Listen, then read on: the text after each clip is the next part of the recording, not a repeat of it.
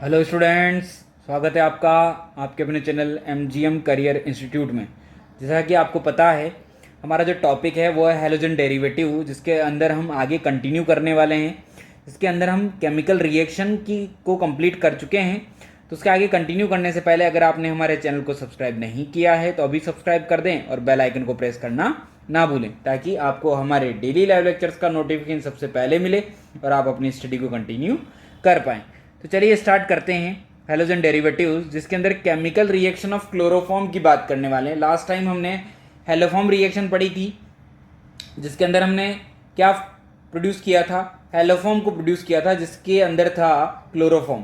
तो आज क्लोरोफॉर्म जो होता है वो कौन कौन सी केमिकल रिएक्शन शो करता है उसकी बात हम यहाँ पर करने वाले हैं। तो सबसे पहला जो है वो है एयर ऑक्सीडेशन। एयर ऑक्सीडेशन का क्या मतलब है भाई, कि अगर क्लोरोफॉर्म को लाइक CH Cl3 को अगर आपने एयर के प्रेजेंस में, O2 के प्रेजेंस में, मतलब सनलाइट के साथ अगर आपने इसको खुला छोड़ दिया तो ये क्या बना लेगा, ये बना लेगा Cl C double bond O Cl, बोले तो COCl2 और HCl बाहर निकल जाएगा।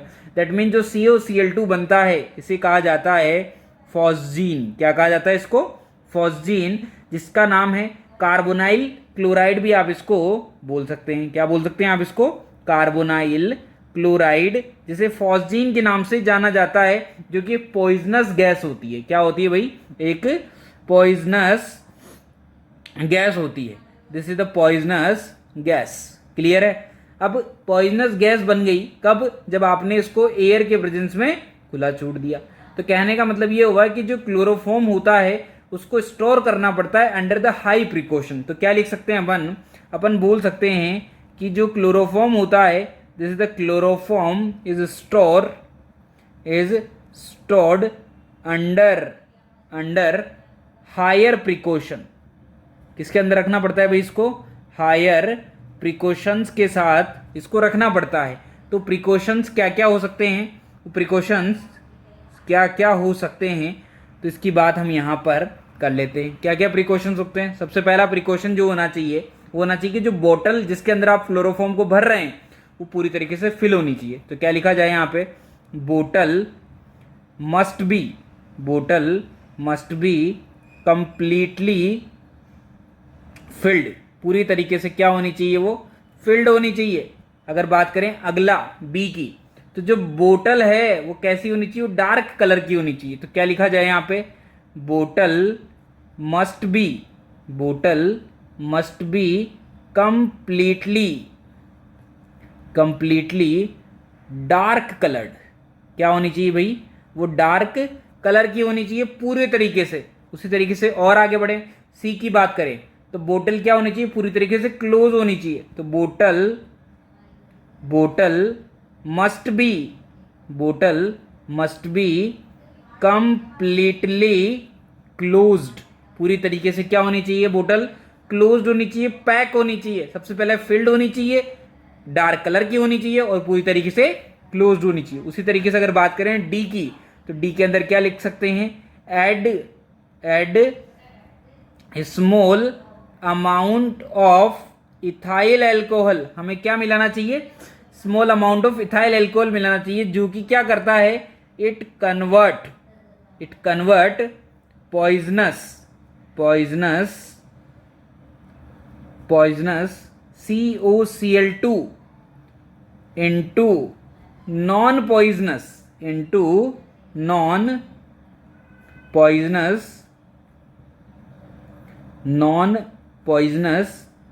डाइइथाइल कार्बोनेट में ये कन्वर्ट कर देता है। कहने का मतलब COCl2 अगर बन गया है तो आप उसके साथ क्या करो? कुछ अमाउंट ऑफ इथाइल अल्कोहल डाल दो। जैसे कुछ अमाउंट ऑफ इथाइल अल्कोहल डालोगे, क्या फॉर्म हो जाएगा यहाँ पे? CO, इधर भी OET, इधर भी OET। This is the non poisonous होता है। क्या होता है भाई? Non poisonous. जो COCl2 होता है वो पॉइजनस होता है। तो आप इसे नॉन टॉक्सिक भी बोल सकते हैं। क्या बोल सकते हैं आप इसको? Non toxic. क्लियर है कहानी? तो ये नॉन टॉक्सिक में कन्वर्ट हो जाता है। अगर मैं बात करूं किसकी? प्योर क्लोरोफॉर्म की। अगर प्योर क्लोरोफॉर्म की रिएक्शन मैंने किसके साथ करा दी, AgNO3 के साथ करा दी, तो ये रिएक्शन नहीं करता।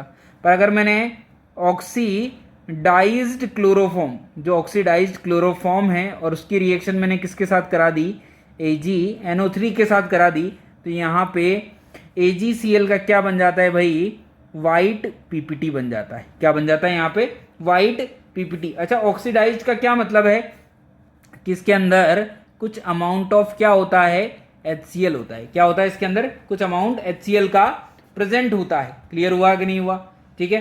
तो इस तरीके से जो क्लोरोफॉर्म है उसको आप कभी भी एयर के प्रेजेंस में खुला नहीं छोड़ सकते। अगर आप जो भी बोतल ले रहे हैं वो डार्क कलर की होनी चाहिए, पूरी तरीके से फिल्ड होनी चाहिए, ताकि एयर उसके अंदर ना जा पाए, और वो पूरी तरीके से क्लोज होनी चाहिए। अगर वो कुछ पॉइजनस हो भी जाती है तो आप उसके अंदर क्या मिला सकते हैं, डाई इथाइल एल्कोहल, मतलब इथाइल एल्कोहल आप मिला सकते हैं, जिससे डाई इथाइल कार्बोनेट आपके सामने बन जाएगा, जो कि नॉन टॉक्सिक होता है। कैसा होता है भाई, नॉन टॉक्सिक। नेक्स्ट जो रिएक्शन करता है क्लोरोफॉर्म वो है रिएक्शन विद Ag। क्या होगा यहाँ पे, ये ले लिया है मैंने chloroform, this is the Cl। अगर Ag पाउडर के साथ रिएक्शन करवा दी है या Ag हीट के साथ रिएक्शन करवा दी है तो क्या हो जाएगा भाई, यहां पर तीनों जगह क्या आ जाएगा, रेडिकल आ जाएगा। यहां पे भी रेडिकल, यहां पे भी रेडिकल और रेडिकल। रेडिकल को रेडिकल से आपस में अगर कंबाइन करेंगे तो आंसर आ जाएगा CH ट्रिपल बॉन्ड CH। इसकी जगह अगर हम एग्जांपल CCl ये ले लें और साथ में क्या डाल दें, Ag पाउडर डाल दें, तो आंसर क्या आ जाएगा भाई, CH3 C triple bond C CH3। बोलो क्लियर हुआ कि नहीं हुआ। उसी तरीके से इसका क्लोरोफॉर्म का बेसिक हाइड्रोलाइसिस भी किया जा सकता है। किस तरीके से, देखो ध्यान से।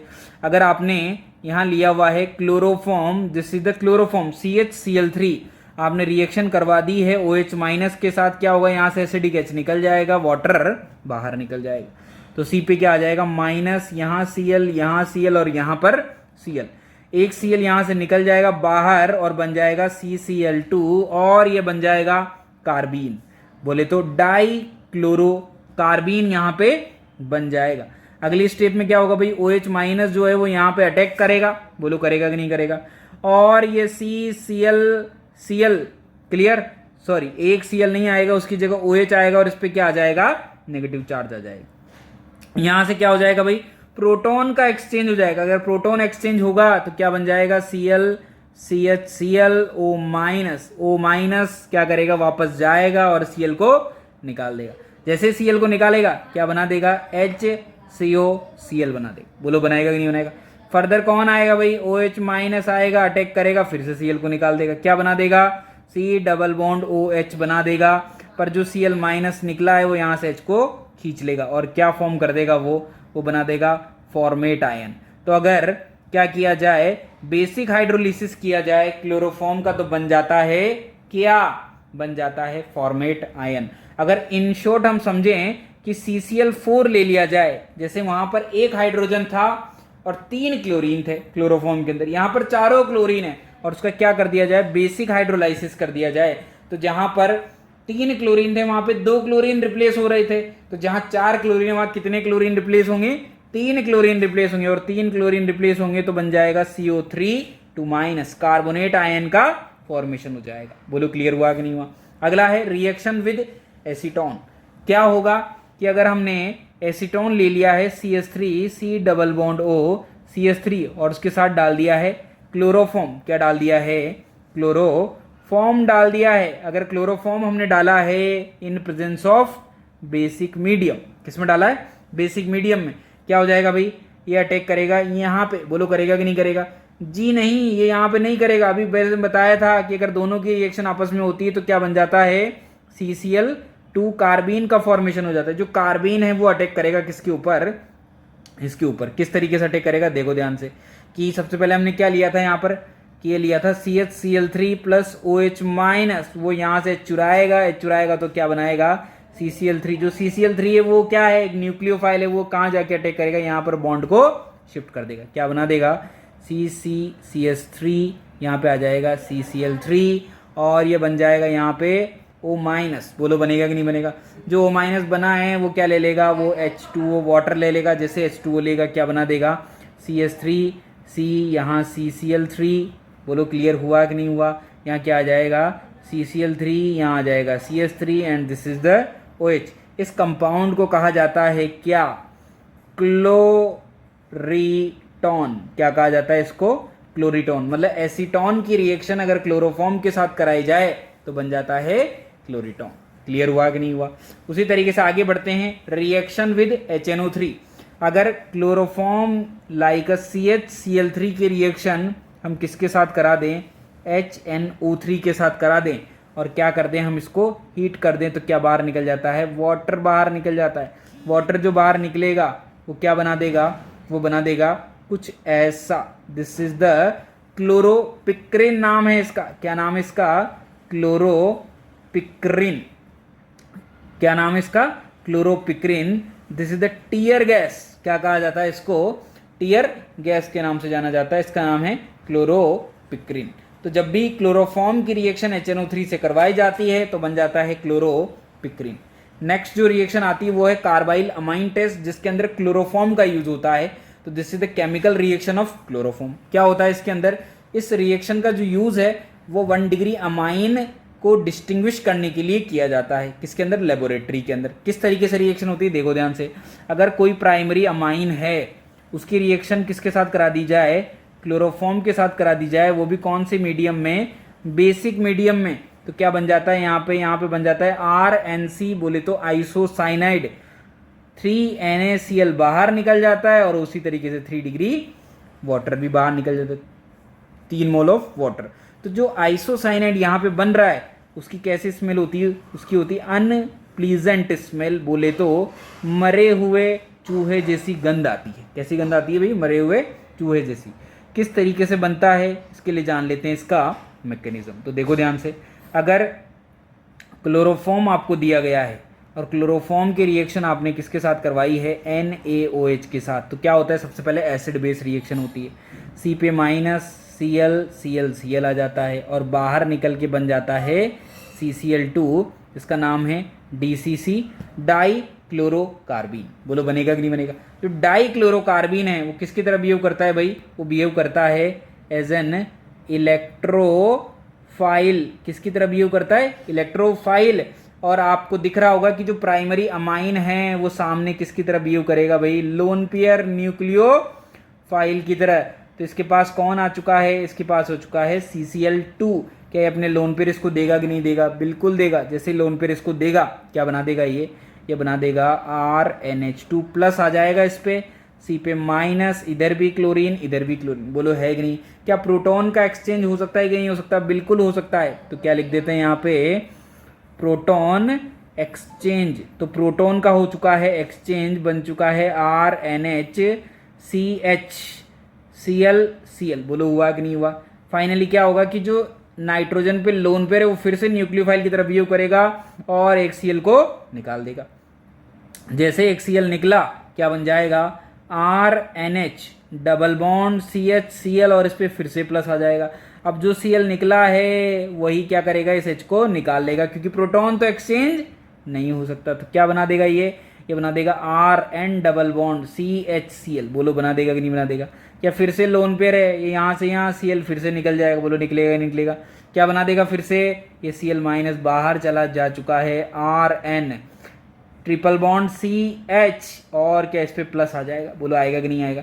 जो Cl माइनस निकला है वो यहाँ से फिर से H निकाल लेगा। जैसे H निकालेगा HCl बना के निकल जाएगा और बना देगा RNC। This is the isocyanide. बोलो बन गया कि नहीं बन गया?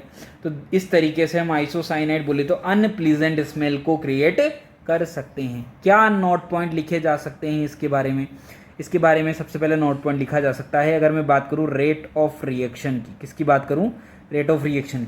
तो जहां जिस स्टेप के अंदर इलेक्ट्रोफाइल और न्यूक्लियोफाइल दोनों आपस में रिएक्शन करते हैं वही स्टेप क्या होता है भाई? RDS होता है। तो RDS स्टेप के अंदर इलेक्ट्रोफाइल का भी रोल है और न्यूक्लियोफाइल का भी रोल है। तो रेट ऑफ रिएक्शन किस पे डिपेंड करेगी?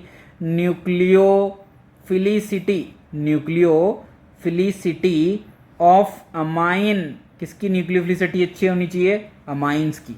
उसी तरीके से किसकी इलेक्ट्रोफिलिसिटी अच्छी होनी चाहिए? Electrophilicity of carbene. किसकी इलेक्ट्रोफिलिसिटी अच्छी होनी चाहिए भाई? कार्बीन की, क्योंकि कार्बीन इलेक्ट्रोफाइल का काम कर रहा है जबकि अमाइंस न्यूक्लियोफाइल का काम कर रहा है। क्लियर हुआ कि नहीं हुआ? तो अगर कोई क्वेश्चन हम कर लें यहाँ पर के रिएक्टिविटी ऑर्डर निकाल लें, क्या निकाल लें, रिएक्टिविटी ऑर्डर चेक करें तो क्या होगा, देखो ध्यान से। पहला हमने बोला MEnH2 और फिर हमने बोला PHNH2। क्या कौन अच्छा न्यूक्लियोफाइल है दोनों में से? जो PHNH2 है उसमें लोन पेयर रेजोनेंस में पार्ट ले रहा है, जबकि इसका लोन पेयर लोकलाइज्ड है, तो ज़्यादा अच्छा कौन होगा, MEnH2। सेकंड में बात करें तो मैंने ले लिया है बेंजीन पे NH2 और बेंजाइल अमाइन, तो क्या एक का लोन पेयर लोकलाइज्ड है जबकि दूसरे का लोन पेयर डीलोकलाइज्ड है, तो ज़्यादा अच्छा कौन हो जाएगा, जिसका लोन पेयर लोकलाइज्ड है।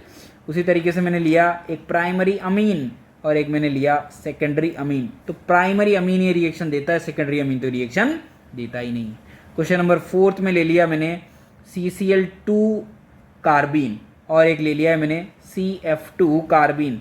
जो इलेक्ट्रोफाइल है उसके पास क्या होना जरूरी है, उसके पास स्पेस होना जरूरी है ताकि वो इलेक्ट्रॉन को एक्सेप्ट कर सके। तो जो क्लोरीन है वो क्या रखता है, वो स्पेस रखता है ज़्यादा, तो ज़्यादा अच्छा कौन हो जाएगा, CCl2 ज़्यादा अच्छा हो जाएगा। बोलो क्लियर हुआ कि नहीं हुआ? इस तरीके से हमने रिएक्टिविटी ऑर्डर की भी पहचान कर ली, कार्बिलामाइन टेस्ट भी पढ़ लिया है। इस तरीके से ये जो क्लोरोफॉर्म है इसके केमिकल रिएक्शन जो हैं वो कुछ हमने कंप्लीट कर ली है, कुछ जो केमिकल रिएक्शन आती है वो हम नेक्स्ट टाइम पे बात करेंगे। तो तब तक के लिए thank you students, thank you.